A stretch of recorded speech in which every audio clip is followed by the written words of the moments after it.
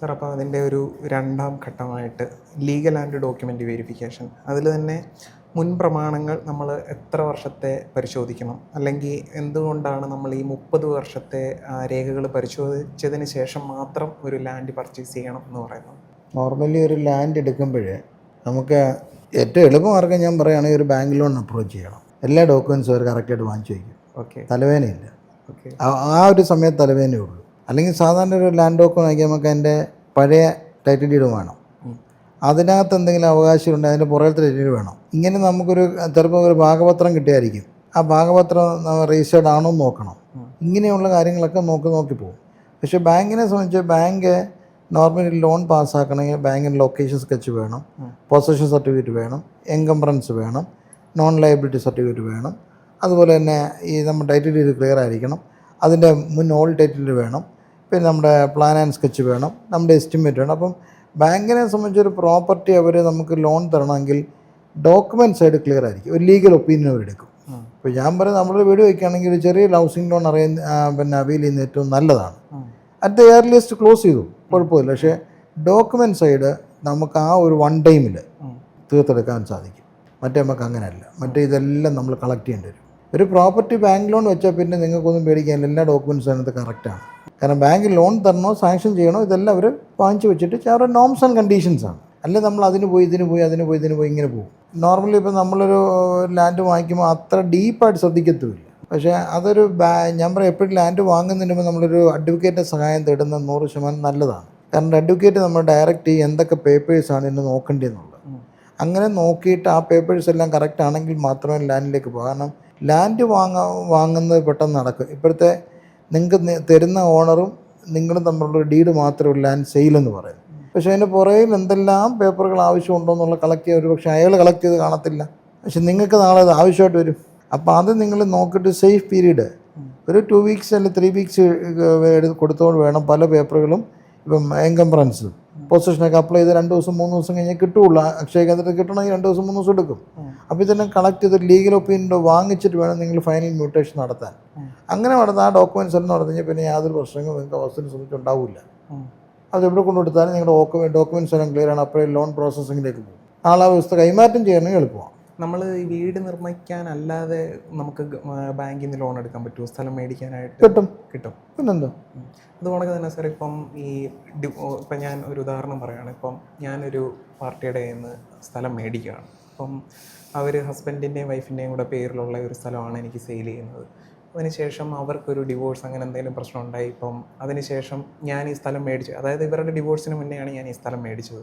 അതിനുശേഷം അവർ ഡിവോഴ്സ് ആകുമ്പോൾ ഈ അലിമണി കൊടുക്കുന്ന സംഭവങ്ങളൊക്കെ ഉണ്ടല്ലോ, അപ്പോൾ അതിലെന്തെങ്കിലും പ്രശ്നം ഉണ്ടാവും? ഞാൻ മ്യൂട്ടേഷൻ കഴിഞ്ഞ നോർമൽ കേസിൽ, അതുകൊണ്ടാണ് ഞാൻ പറഞ്ഞു എപ്പോഴും അഡ്വക്കേറ്റ് സഹായം തരണമെന്ന് വെച്ചാൽ ഈ ഒറിജിനൽ ടൈറ്റിൽ ഡീഡിനകത്ത്, പഴയ ടൈറ്റിൽ ഡീഡിനകത്തോ പഴയ നമുക്ക് കിട്ടുന്നതായ വിൽപ്പത്രത്തിലോ ഭാഗപത്രത്തിലോ എന്തെങ്കിലും രീതിയിലുള്ള ബുദ്ധിമുട്ടുകളുണ്ടോ അല്ലെങ്കിൽ അങ്ങനെയുള്ള കാര്യങ്ങൾ ക്ലോസ് ഉണ്ടെന്ന് അറിയാൻ ലീഗൽ സൈഡ് നോക്കുന്ന എപ്പോഴും നല്ലതാണ്. അപ്പം നിങ്ങളീ പറഞ്ഞ വിഷയങ്ങളൊക്കെ അതിനകത്ത് ചർച്ച ചെയ്യപ്പെടും.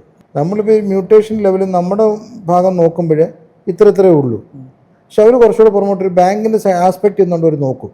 നമുക്ക് ഈ പറഞ്ഞ കാര്യങ്ങളെ നോക്കി നമ്മൾ സേഫാണ്, പിന്നെ നമുക്കൊരു ട്രബിൾ അതിനകത്ത് ഉണ്ടാവില്ല. പിന്നെ അതുപോലെ തന്നെ നമ്മളിപ്പോൾ മേടിക്കാൻ പോകുന്ന ഭൂമി തരം മാറ്റം നടത്തിയതാണോ? അതിപ്പം നമുക്ക് എങ്ങനെ അറിയാൻ പറ്റും? കരമടച്ച രസീത് മാത്രം നോക്കിയാൽ ഇല്ല, ഓഫീസിൽ റീസെൻ്റ്ലി കരമടപ്പിച്ചാൽ രസീത് എടുക്കുമ്പം തരം മാറ്റുകയാണെങ്കിൽ സ്വഭാവ വ്യത്യാസം വരുത്ത പുരയുടെ ഒന്ന് കാണും, സംശയമൊന്നുമില്ല. അങ്ങനെ ഉണ്ടോ എന്ന് നോക്കിയാൽ മതി. അതുപോലെ തന്നെ ഈ നികുതി രസീതിനകത്ത് പേര് വന്നിട്ടുണ്ടോ? അതെങ്ങനെ ഉടമസ്ഥാവകാശത്തെ? ലാൻഡ് ടാക്സ് റെസീറ്റ് വാങ്ങിച്ചിട്ട് നിങ്ങൾ എൻകംബ്രൻസും പൊസിഷനും വാങ്ങിക്കാൻ കുറച്ചുകൂടെ ക്ലിയർ ആവും. ലാൻഡ് ടാക്സ് റെസീറ്റ് ഇപ്പോൾ എൻ്റെ പേരിലാണ്, എൻ്റെ പേരിൽ തന്നെ കാണും. അപ്പോൾ അത് നിങ്ങളുടെ പേര് കാണും. കുറച്ചുകൂടെ ആധികാരികമായിട്ടും കുറച്ചുകൂടെ മുന്നോട്ട് വെക്കാൻ പറ്റും. നിലവിലിപ്പോൾ ആ സ്ഥലത്തിൻ്റെ മുകളിൽ എന്തെങ്കിലും ബാധ്യതകൾ എന്തെങ്കിലും? അതിന് പറഞ്ഞാൽ നമ്മൾ ഈ ബാധ്യത സർട്ടിഫിക്കറ്റ് എടുക്കുമ്പോൾ എല്ലാ കാര്യം മനസ്സിലാവും, ആരൊക്കെ ബാധ്യത എടുത്തിട്ടുണ്ടെന്ന് അറിയാൻ. എന്തെങ്കിലും പീരീഡ് വല്ലതും ഉണ്ടോ? ഇത്ര സമയത്ത് എടുക്കണം? എപ്പോൾ വേണമെങ്കിലും ബാധ്യത എടുക്കാമല്ലോ. ഇന്ന് വരെയുള്ള ബാധ്യത വേണമെങ്കിൽ നാളെ അപ്ലൈ ചെയ്യാം. അത് നമ്മൾ എവിടെ നിന്ന് എടുക്കുന്ന ബാധ്യത? അതിനകത്തൊരു ദോഷമെന്ന് പറഞ്ഞേ ഉള്ളൂ, ഒരു പ്രൈവറ്റ് സെക്ടർ ചാനലിൽ കൂടെ പോവുകയാണെങ്കിൽ ഒരുപക്ഷെ അവർ ലീൻ ചെയ്യത്തില്ല. പക്ഷെ നമ്മൾ കൊമേഴ്ഷ്യൽ എസ്റ്റാബ്ലിഷ്മെൻറ്റിലേക്ക് ബാങ്കോ KFCയോ അങ്ങനെയുള്ള എന്ത് സംഭവത്തെ LIC എന്തെടുത്താലും അവരിത് ലീൻ ചെയ്യും. സോ ആ ലീൻ ചെയ്തേക്കുന്ന സംഭവം ആ രജിസ്റ്റർ ഓഫീസ് അറിയാൻ പറ്റും. വേറെ ഇപ്പം നമ്മുടെ സാധാരണമായിട്ടുള്ള പ്രൈവറ്റ് ഫിനാൻസ് ആണെങ്കിൽ ലീൻ ചെയ്യണമെന്നില്ല, ഒരു എഗ്രിമെൻ്റ് വെച്ചായിരിക്കും അവർ പോകുന്നത്. ഞാൻ അതുകൊണ്ടാണ് പറഞ്ഞത്, നമ്മളൊരു ലീഗൽ ഒപ്പീനിയൻ എടുക്കുമ്പോൾ കുറച്ചുകൂടെ ക്ലാരിഫൈഡ് ആയിട്ട് നമുക്ക് കിട്ടും കാര്യങ്ങൾ. ഇത് നമുക്ക് പെട്ടെന്ന് അറിയാൻ പ്രയാസമായിരിക്കും. അപ്പോൾ അത് ഉണക്കി ഈ സ്ഥലം കുടുംബ സ്വത്താണെങ്കിൽ അതിൽ ഒഴിഞ്ഞുപോക്ക് പ്രമാണം അങ്ങനെ എന്തെങ്കിലും? കുടുംബ സ്വത്താണെങ്കിൽ 2-3 കാര്യങ്ങൾ ശ്രദ്ധിക്കണം. ഒന്ന്, വിൽപ്പത്രം ഉണ്ടാവും. ആ വിൽപ്പത്രത്തിൽ പറഞ്ഞേക്കുന്ന പോലെയാണ് നമ്മൾ ഇത് ഭാഗം വയ്ക്കുന്നത്. ഭാഗം വെച്ച് വിൽപ്പത്രം ഫോഴ്സിൽ വന്നു കഴിഞ്ഞാൽ നമുക്ക് നമ്മുടെ ഒരു പ്രമാണം ചമച്ചെടുക്കാം. അതല്ല വിൽപ്പത്രം തന്നെ കണ്ടിന്യൂ ആണെങ്കിലും നല്ലതാണ്. പക്ഷേ വിൽപ്പത്രത്തിന് എപ്പോഴും പ്രമാണത്തിൽ വിൽപ്പത്ര പ്രകാരം നിങ്ങൾക്ക് സ്ഥലം കിട്ടുകയാണെങ്കിൽ നിങ്ങൾ ആ സ്ഥലം നിങ്ങളുടെ വൈഫിന് പുറത്തൊരു പ്രമാണമായി. ആ പ്രമാണം ബേസ് ചെയ്തേക്കുന്നത് വിൽപ്പത്രത്തിലാണ്. അപ്പോൾ കുറച്ചുകൂടി സേഫാണ്. വിൽപ്പത്രം മാത്രം വെച്ചുകൊണ്ട് വിൽപ്പത്രം പഴയ ഒരു ഡോക്യുമെൻ്റായിട്ട് മാറും, പ്രയർ ഡോക്യുമെൻ്റായിട്ട് മാറും. ഒരു പ്രമാണം എഴുതിയപ്പം ഒരു പ്രമാണം എഴുതുന്നതിന് അതിന് വേണ്ടി കാര്യങ്ങളൊന്നുമില്ല, നിങ്ങൾക്കൊരു ഇഷ്ടദാനം കൊടുക്കാം വൈഫിന്. അപ്പോൾ അതൊരു പ്രമാണമായി, അതിൻ്റെ ടൈറ്റിൽ ഡീഡ് പഴയ വിൽപ്പത്രമായി. പിന്നെ ആ വിൽപ്പത്രത്തിനകത്ത് എന്തെങ്കിലും പ്രശ്നങ്ങളുണ്ടോ മറ്റ് അവകാശങ്ങളുണ്ടോ നോക്കാനുണ്ട്. ഞാൻ ഈ പറഞ്ഞ ലീഗലി ചെല്ലുമ്പം അവർക്ക് ആ വിൽപ്പത്രം കുറച്ചുകൂടെ കൃത്യമായിട്ട് നോക്കാൻ പറ്റും. അപ്പോൾ ചിലപ്പം എല്ലാവരുടെയും സൈൻ വേണ്ടി വരുമായിരിക്കും നിങ്ങൾക്ക് ആ ഒരു വിൽപ്പത്രം അല്ല ആ പ്രമാണം ഫോഴ്സിൽ കൊണ്ടുവരാനായിട്ട്. അപ്പോൾ അത് എല്ലാവർക്കും നല്ലതാണ്, എല്ലാവരും ചേർന്ന് നല്ല കാര്യം നടക്കുകയുള്ളൂ.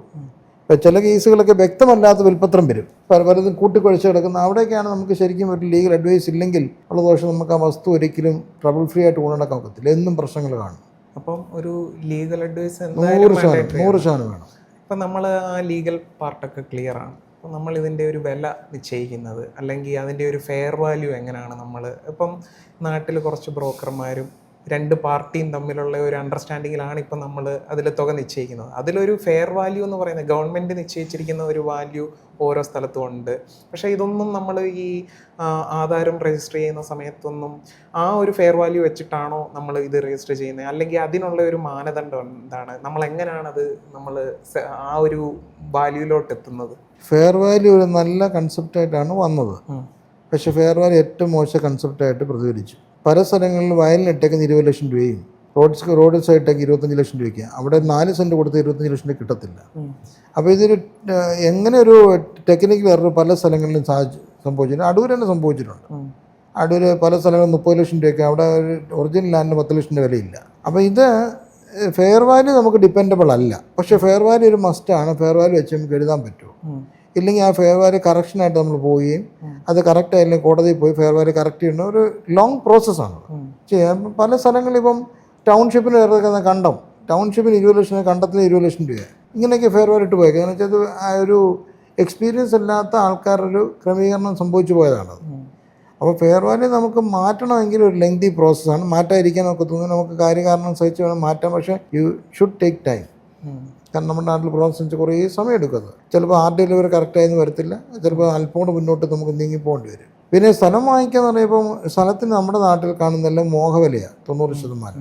അതിനകത്ത് നമുക്ക് ചെയ്യാൻ പറ്റുന്ന ബെസ്റ്റ് ഔട്ട് ഓഫ് ഡിസിഷൻ വെച്ചാൽ ആ ഭാഗം ഒരു ബ്രോക്കർ കൊണ്ട് കാണിക്കുന്നതിനുപരി നിങ്ങളൊന്ന് അന്വേഷിക്കണം. അവിടെ നടന്ന കച്ചവടത്തിൻ്റെ ഏതെങ്കിലുമൊക്കെ ഒരു ട്രേസ് കിട്ടും. അതിനെ പിന്തുടരൊരു വില മാത്രമല്ല പറയാൻ പറ്റൂ. ഒരു സ്ഥലത്തിന് 50 ലക്ഷം ചോദിച്ചാൽ തൊട്ടപ്പുറത്ത് 10 ലക്ഷം രൂപ വാങ്ങി നിങ്ങൾക്ക് അതിന് 50 ലക്ഷം സ്ഥലത്തിന്. അപ്പോൾ ആ ഒരു ക്രമീകരണം നമുക്ക് ശരിയാവില്ല. അപ്പം 10 ലക്ഷത്തിനാണ് ലേറ്റസ്റ്റ് കച്ചവടം നടന്നെങ്കിൽ നമ്മുടെ സ്ഥലത്തിന് 10-12 ഉള്ളൂ. 50-25 പറഞ്ഞ കച്ചവടം നടക്കാൻ പറ്റത്തില്ല. ഇതൊരു കൃത്യമായൊരു പ്രോസസ്സ് നമുക്കില്ല പറയാനായിട്ട്. സർക്കാരിൻ്റെ ഫെയർ വാല്യൂക്ക് സ്ഥലം കിട്ടത്തുമില്ല. സർക്കാരിൻ്റെ ഫെയർ വാല്യൂ അത് അപ്ഡേറ്റ് ആവുമോ? വർഷം അവർ കൂട്ടും. പക്ഷെ കറക്ഷൻസ് ഇല്ല. അപ്പം ഞാൻ പറഞ്ഞ സർക്കാരിൻ്റെ ഫെയർ വാല്യൂ വെച്ചാൽ നമുക്ക് സ്ഥലം വാങ്ങിക്കാൻ പറ്റില്ല. നമ്മൾ യഥാർത്ഥമായിട്ട് സ്ഥലത്ത് പഠിച്ചാൽ മാത്രമേ പറ്റുള്ളൂ. നമുക്കിപ്പോൾ അതിലെന്തെങ്കിലും ഒരു ഒബ്ജക്ഷൻ ഉണ്ട്, അല്ലെങ്കിൽ ഇപ്പം നമ്മുടെ സ്ഥലത്തിന് ഫെയർ വാല്യൂവിനെക്കാട്ട് അത് ആക്ച്വൽ വാല്യൂ അല്ല കിടക്കുന്നത്, അതിലെന്തെങ്കിലും പ്രശ്നങ്ങളുണ്ടെങ്കിൽ നമുക്ക് ഏതെങ്കിലും ഒരു ഏജൻസിയെ സമീപിച്ച്? ഏജൻസി അല്ല, അത് നമുക്ക് ശരിക്കും RDO ഒരു പരാതി കൊടുത്ത് അതിൻ്റെ എവിഡൻസ് കൂടെ കീപ്പ് ചെയ്ത് കൊടുക്കുക.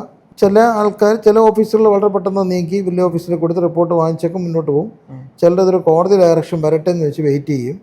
അപ്പോൾ അതിൻ്റെ പീരീഡ് കഴിഞ്ഞാൽ നമ്മൾ കോടതി പോവുകയും കോടതി ഡയറക്ഷൻ എടുക്കുകയും ചെയ്യേണ്ടി വരും. നമുക്ക് ഇമ്മീഡിയറ്റ് ആയിട്ടൊരു ഇത് ചെയ്യാൻ ആ പ്രോസസ്സ് നമ്മുടെ നാട്ടിൽ വലിയ പാടെന്ന് പറഞ്ഞാൽ ആരും തയ്യാറാവത്തില്ല, അങ്ങനൊരു ഡീപ്പ് ഇൻവോൾവ്മെൻറ്റ് തയ്യാറാവത്തില്ല. ക്ലയൻറ്റ് പോയി അഫക്റ്റഡ് പാർട്ടി പോയി അതെങ്ങനെ പ്രസൻറ്റ് ചെയ്യുന്നതനുസരിച്ചിരിക്കും. കോടതിയെ സംബന്ധിച്ച് നമുക്ക് ഫാക്സും അതിൻ്റെ കാര്യങ്ങളും പറഞ്ഞാൽ കോടതിക്കൊരു തീരുമാനം എടുക്കാൻ വേണ്ടി എളുപ്പമാണ്. ഈ സ്ഥലം ഒന്നുകൂടെ പോയി പരിശോധിച്ച് ഇത്ര ദിവസത്തിനകം അതിൻ്റെ ഫെയർ വാല്യൂ ഫിക്സ് ചെയ്യണമെന്ന് പറയാൻ പറ്റും. സോ ആ കിട്ടുന്ന ഡയറക്ഷൻ അനുസരിച്ച് ഇവർക്ക് പോയേ പറ്റുള്ളൂ, ഇല്ലെങ്കിൽ കണ്ടംപ്റ്റ് ഓഫ് കോർട്ടിലേക്ക് വരും. അപ്പോൾ അന്ന് കുറച്ചുകൂടെ ഈസി ആയിട്ട് പോകും. പക്ഷേ അദ്ദേഹം പറഞ്ഞത് നമ്മളിപ്പോൾ ഒരു വീട് വെക്കാണ്ട് സ്ഥലം വാങ്ങിച്ചിട്ട് ഇമ്മീഡിയറ്റ് നടക്കണമെങ്കിൽ നടക്കത്തില്ല. ചിലപ്പോൾ 5-6 മാസത്തെ ഒരു താമസം നമ്മളിത് കറക്റ്റ് എടുക്കും, എന്നാൽ മാത്രമേ നടക്കുകയുള്ളൂ. പക്ഷെ അത് പോകുന്നത് നല്ലതാണ്. വെച്ചാൽ അൺഎത്തിക്കലായിട്ടുള്ള ഇട്ടേക്കുന്ന വിലകളൊക്കെ നമുക്ക് കറക്റ്റ് ചെയ്യാനായിട്ട് സാധിക്കും ആ ഭാഗത്തെങ്കിലും.